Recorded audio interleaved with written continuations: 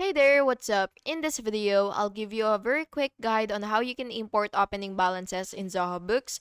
This is useful when migrating from another accounting system or setting up your books for the first time. But before all of that, you will just have to make sure first that you're using the correct version or you have a plan already before proceeding to the next steps so that you will be able to actually see and access all of its features. So once you're on your Zoho Books dashboard, you will just go ahead and click this gear icon right here.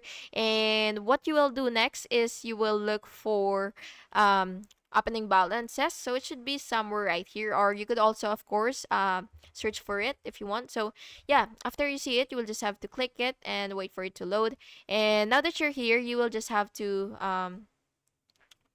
you will click your bank and then you will choose your account. So select bank and then accounts receivable if it's available for you, and then you will just have to upload your file. So you should have that option somewhere right here.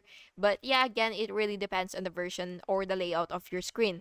So what you will have to do is you will upload a CSV or XLS file with opening balances by clicking this. So yeah, and then you will just have to map columns to Zoho Books fields like the account name, the balance, the date, and all that stuffs.